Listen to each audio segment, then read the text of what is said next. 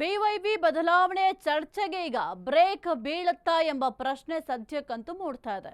ರಾಜ್ಯ ಬಿಜೆಪಿ ಅಧ್ಯಕ್ಷರ ಬದಲಾವಣೆ ಚರ್ಚೆಗೆ ಬ್ರೇಕ್ ಬೀಳುತ್ತಾ ಹಾಗಾದ್ರೆ?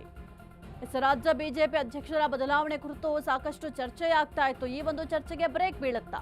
ರಾಜ್ಯಾಧ್ಯಕ್ಷರಾಗಿ ವಿಜಯೇಂದ್ರ ಮುಂದುವರಿಕೆಯಾಗೋದು ಫಿಕ್ಸಾ ಎಂಬ ಪ್ರಶ್ನೆ ಅಂತೂ ಮೂಡ್ತಾ ಇದೆ. ಬಿಎಸ್ವೈ ಮತ್ತು ಮೋದಿ ಭೇಟಿಯ ಬೆನ್ನಲ್ಲೇ ಚಟುವಟಿಕೆಗಳು ಗರಿಗೆದರದೆ. ಪುತ್ರನಿಗೆ ಮತ್ತಷ್ಟು ಬಲ ತಂದುಕೊಟ್ಟ ಬಿಎಸ್ವೈ ಪ್ರವಾಸ, ಹೊಸ ಟೀಮ್ನೊಂದಿಗೆ ಅಧ್ಯಕ್ಷರಾಗಿ ಬಿವೈಬಿ ಮುಂದುವರಿಕೆ, ವಿಜಯೇಂದ್ರ ಮುಂದುವರೆಸಲು ಹೈಕಮಾಂಡ್ ನಿರ್ಧಾರ.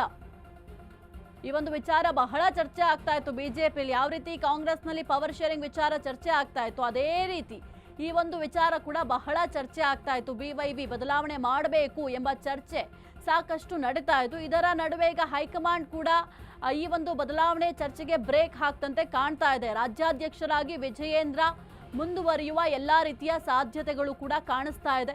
ಇನ್ನು ರಾಜ್ಯಾಧ್ಯಕ್ಷರಾಗಿ ವಿಜಯೇಂದ್ರ ಏನಿದ್ದಾರೆ ಅವರನ್ನ ಬದಲಾವಣೆ ಮಾಡಬೇಕು, ರಾಜ್ಯಾಧ್ಯಕ್ಷರಾಗಿ ವಿಜಯೇಂದ್ರನನ್ನ ಕೆಳಗಿಳಿಸಬೇಕು ಆ ಹುದ್ದೆಯಿಂದ ಎಂಬ ಕುರಿತು ಸಾಕಷ್ಟು ಚರ್ಚೆ ಕೂಡ ಆಗ್ತಾ ಇತ್ತು. ಆದ್ರೆ ಈ ಒಂದು ಚರ್ಚೆಗೆ ಈಗ ಹೈಕಮಾಂಡ್ ಬ್ರೇಕ್ ಹಾಕ್ತಂತೆ ಕಾಣ್ತಾ ಇದೆ. ಹೊಸ ಟೀಮ್ನೊಂದಿಗೆ ಅಧ್ಯಕ್ಷರಾಗಿ ಬಿವೈಬಿ ಮುಂದುವರಿಕೆಯಾಗುವ ಎಲ್ಲ ಸಾಧ್ಯತೆ ಕೂಡ ಇದೆ.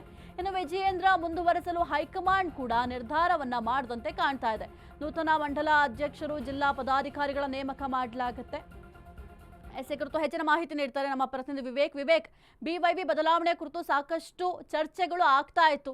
ಬಿವೈಬಿ ಬದಲಾವಣೆ ಮಾಡಬೇಕು, ರಾಜ್ಯಾಧ್ಯಕ್ಷರ ಹುದ್ದೆಯಿಂದ ಕೆಳಗಿಳಿಸಬೇಕು ಎಂಬ ಚರ್ಚೆ ಕೂಡ ಬಿಜೆಪಿಯಲ್ಲಿ ಜೋರಾಗಿ ನಡೀತಾ ಇತ್ತು. ಆದ್ರೆ ಇದೆಲ್ಲದಕ್ಕೂ ಕೂಡ ಈಗ ಹೈಕಮಾಂಡ್ ಬ್ರೇಕ್ ಹಾಕ್ತಾ ಎಂಬ ಪ್ರಶ್ನೆ ಕೂಡ ಮೂಡ್ತಾ ಇದೆ. ಸಾಹಿತ್ಯ ಕಳೆದ 1 ವರ್ಷದಿಂದ ಕೂಡ ಅಷ್ಟೇ ಬಿಜೆಪಿ ಪಾಳ್ಯದಲ್ಲಿ ವಿಜಯೇಂದ್ರ ಅವರು ಬದಲಾವಣೆ ಮಾಡಬೇಕು, ನೂತನ ರಾಜ್ಯಾಧ್ಯಕ್ಷರು ಮಾಡಲೇಬೇಕು ಅನ್ನೋ ಒಂದು ಮಾತುಗಳು ಪದೇ ಪದೇ ಕೇಳಿ ಬರ್ತಾನೆ ಇದೆ. ಒಂದ್ ರೀತಿಯಾಗಿ ಇದೇ ಗೊಂದಲದಲ್ಲೂ ಕೂಡ ವಿಜಯೇಂದ್ರ ಅವರು ಇನ್ನೊಂದು ತಿಂಗಳು ಕಳೆದ್ರೆ 2 ವರ್ಷಗಳ ರಾಜ್ಯಾಧ್ಯಕ್ಷ ಸ್ಥಾನದಲ್ಲೂ ಕೂತ್ಕೊಂಡು ಗದ್ದುಗೆಯಲ್ಲೇ ಇದ್ದು 2 ವರ್ಷಗಳು ಕಳೆದಂತೆ ಕೂಡ ಆಗುತ್ತೆ. ಇನ್ನೂ 1 ವರ್ಷ ಏನಾದ್ರೂ ಕಳೆದ್ರೆ ಅವ್ರು ಪರಿಪೂರ್ಣವಾಗಿ ಅಂದ್ರೆ ಬಿಜೆಪಿಯ ನಿಯಮಗಳ ಪ್ರಕಾರ 3 ವರ್ಷ ಒಂದು ರಾಜ್ಯಾಧ್ಯಕ್ಷರಾಗಿರ್ತಾರೆ. ಆ ರೀತಿಯಾಗಿ ವಿಜಯೇಂದ್ರ ಅವ್ರಿಗೆ 3 ವರ್ಷ ಕೂಡ ಸಿಗುವಂತ ಸಾಧ್ಯತೆಗಳು ಕೂಡ ಹೆಚ್ಚಾಗಿದೆ. ಮತ್ತೆ ಮೊನ್ನೆ ಅಷ್ಟೇ ಹೋಗಿ ಯಡಿಯೂರಪ್ಪನವರು ಕೂಡ ಹೈಕಮಾಂಡ್ ನಾಯಕರ ಜೊತೆ ಒಂದು ಸುತ್ತಿನ ಮಾತುಕತೆ ಕೂಡ ಮುಗಿಸ್ಕೊಂಡ್ ಬಂದಿದ್ದಾರೆ ಎಂಬ ಮಾಹಿತಿಗಳು ಕೂಡ ಲಭ್ಯವಾಗ್ತಿದೆ. ಅದರಲ್ಲೂ ಕೂಡ ಪ್ರಮುಖವಾಗಿ ವಿಜಯೇಂದ್ರ ವಿಚಾರವಾಗೂ ಕೂಡ ಒಂದಿಷ್ಟು ಚರ್ಚೆ ಮೋದಿ ಅವರು ಹಾಗೂ ಅಮಿತ್ ಶಾ ಅವರ ಜೊತೆ ನಡೆಸಿದ್ದಾರೆ ಎಂಬ ಮಾತುಗಳು ಕೂಡ ಕೇಳಿ ಬರ್ತಾ ಇದೆ. ಅದಾದ ಬಳಿಕ ರಾಜ್ಯಾಧ್ಯಕ್ಷರಾಗಿರುವಂತ ಬಿವೈ ವಿಜಯೇಂದ್ರ ಅವರಿಗೂ ಹೈಕಮಾಂಡ್ ಇಂದ ಒಂದಿಷ್ಟು ಸೂಚನೆಗಳು ಬರುತ್ತೆ. ಏನಂದ್ರೆ ಈಗ ಆಗಿರುವಂತ ಪದಾಧಿಕಾರಿಗಳು ಹಾಗೂ ಜಿಲ್ಲೆದಲ್ಲಿರ್ತಕ್ಕಂಥ ಬೇರೆ ಬೇರೆ ನೇಮಕಾತಿ ಏನೇನು ನೇಮಕಾತಿ ಬಾಕಿ ಉಳಿದಿದೆಯೋ ಆ ಎಲ್ಲಾ ನೇಮಕಾತಿಯನ್ನ ಪೂರ್ಣಗೊಳಿಸಿ ಮಂಡಲ ಅಧ್ಯಕ್ಷರು ಆಯ್ಕೆಗಳು ಇದೆಲ್ಲ ಆಯ್ಕೆಗಳನ್ನ ಪೂರ್ಣಗೊಳಿಸಿ ಅಂತ ಈಗಾಗಲೇ ವಿಜಯೇಂದ್ರ ಅವ್ರಿಗೆ ಸೂಚನೆ ಕೂಡ ಬಂದಂತೆ ಕಂಡು ಬರ್ತಾ ಇದೆ. ಆ ನಿಟ್ಟಿನಲ್ಲಿ ಎಲ್ಲೋ ವೇಗವಾಗಿ ಕೆಲಸ ಮಾಡಿ ಅವ್ರನ್ನೆಲ್ಲ ಆಯ್ಕೆ ಮಾಡುವ ನಿಟ್ಟಿನಲ್ಲಿ ಈಗಾಗಲೇ ವಿಜಯೇಂದ್ರ ಅವರು ಕೂಡ ಮುಂದಾಗಿದ್ದಾರೆ. ಈ ಹಿಂದೆ ಅಷ್ಟೇ ಒಂದು 3-4 ತಿಂಗಳು ಹಿಂದೆ ಅಷ್ಟೇ ಜಿಲ್ಲಾ ಅಧ್ಯಕ್ಷರನ್ನು ಕೂಡ ನೇಮಕಾತಿ ಮಾಡಿದ್ರು ವಿಜಯೇಂದ್ರ ಅವರು. ಒಂದು ವೇಳೆ ಮುಂದಿನ ದಿನಗಳಲ್ಲಿ ಏನಾದ್ರೂ ಚುನಾವಣೆ ನಡೆದ್ರೆ ರಾಜ್ಯಾಧ್ಯಕ್ಷರ ಆಯ್ಕೆಗೋಸ್ಕರ ಚುನಾವಣೆ ನಡೆಯುತ್ತೆ.